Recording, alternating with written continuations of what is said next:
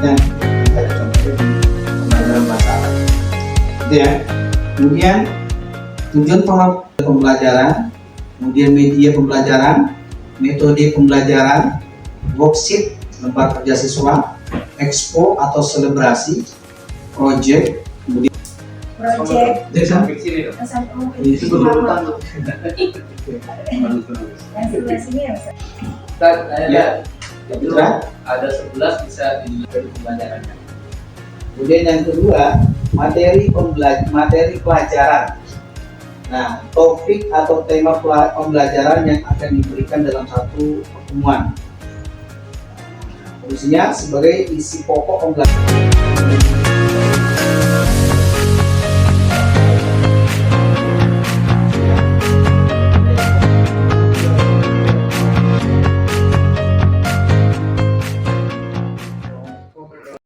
Bismillah, untuk tujuan pembelajaran dari bahasa Arab, jadi khususnya bahasa Arab ini menguatkan kosakata.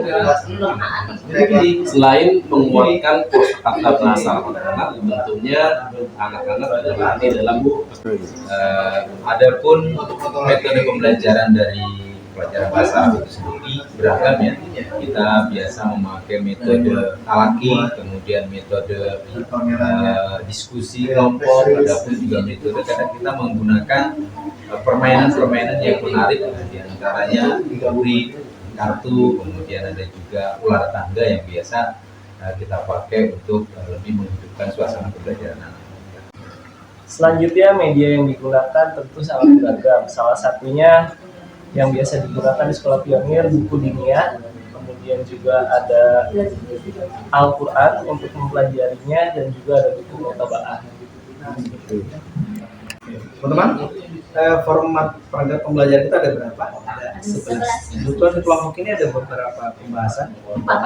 Pertama Setelah pelajaran, materi, kemudian capaian dan alur pembelajaran. bisa dijelaskan dengan untuk kelompok ini maka bisa disampaikan terkait dengan pembelajaran juga, proyeknya serta expo-nya. Nah, ini jadi apa? Expo atau selebrasinya apa?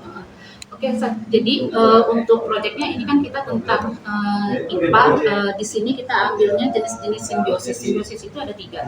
Jadi proyeknya itu kita di dalam kelas itu ada 3 kelompok. Jadi ada simbiosis mutualisme, komensalisme, sama parasitisme.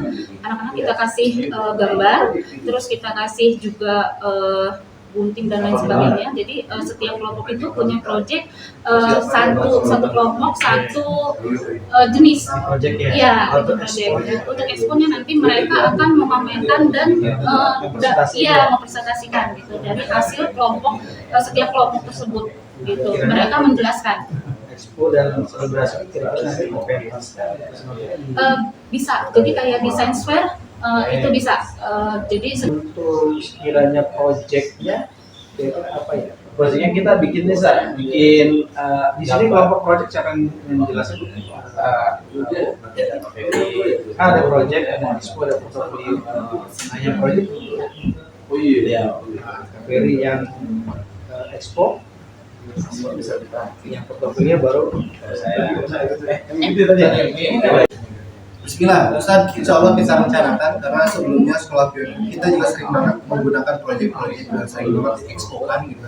Tapi kalau untuk perencanaan yang sekarang yang tadi setelah Ustaz sampaikan, kita berencana dan terencanakan sebuah proyek yang dimana nanti dari Makul Bahasa Indonesia dan Kelas 1 tentang mengenal bagian-bagian tubuh. Nanti kita akan buat kolase ataupun penempelan potongan-potongan foto bagian tubuh. Tapi tidak hanya ukuran kecil, kita akan buat ukuran besar sebesar A3 yang dimana nanti proyek akhirnya jelas akan ada expo-nya dan juga akan ada portofolionya. Dan terkait dengan proyek tadi ya, jadi telah dibuat itu pakai kolase gitu, bagian-bagian tuh gitu. Jadi expo itu kan anak-anak menunjukkan apa yang sudah mereka pahami juga, expose gitu ya.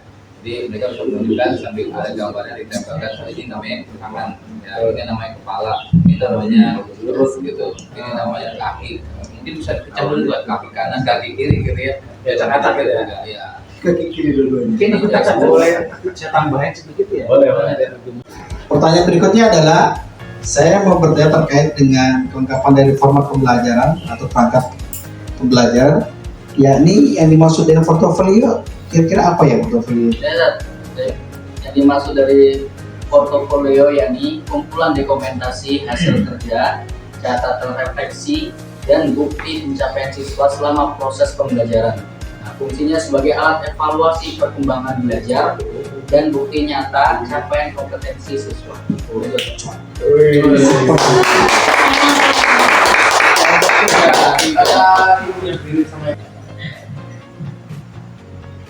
Bismillahirrahmanirrahim. Asyurukum, terima kasih atas supportnya diskusi teman-teman sekalian dalam kelompok kecil FGD. Alhamdulillah kita sudah melewati bagaimana kita menyusun sebuah format dalam program pengembangan pada guru. Ini ada 11 format perangkat pembelajaran yang harus kita persiapkan. Mudah-mudahan ini bisa kita terapkan di pembelajaran tahun berikutnya, insya Allah. Terima kasih. Wassalamualaikum warahmatullahi wabarakatuh.